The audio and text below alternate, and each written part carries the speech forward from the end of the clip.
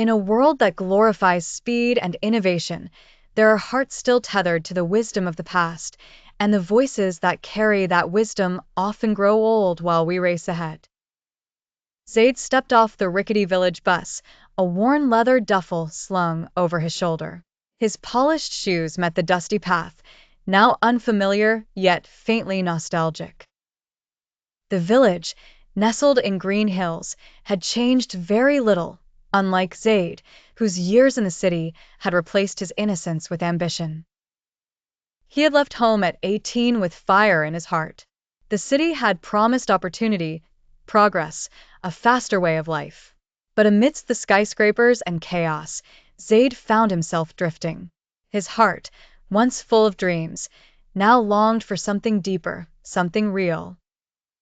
As he walked through the lanes of his childhood, a wave of memories engulfed him. The masjid at the corner where he learned to recite Qur'an, the old bakery that still smelled of cinnamon and dates, and above all, his grandmother's house, the cradle of his upbringing. His grandmother, Ibrahim, was 83 now. Time had curved her back and wrinkled her hands, but not dulled her spirit. She greeted him with a wide smile, her eyes filling with tears. "Zayd, my boy, you've come home." Her hug was warm, her voice trembling. She held him as though he were still that wide-eyed child who once clung to her robes. He took her hand and kissed it. "I've missed you, ya Jadadi." They sat by the old fireplace. She offered him kawa and dates as she always had.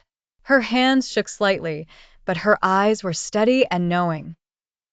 "Do you remember what I used to tell you about elders?" she asked with a chuckle.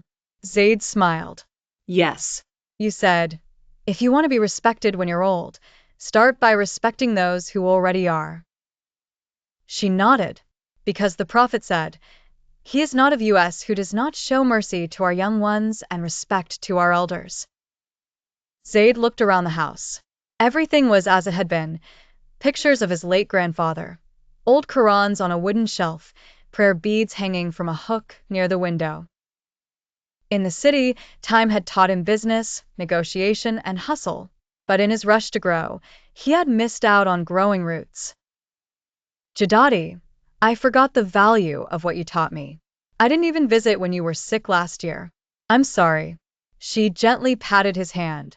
"Life moves fast, Zayd, but Allah gives us time to remember. That's why you're here." That evening, Ibrahim asked Zayd to accompany her to the backyard.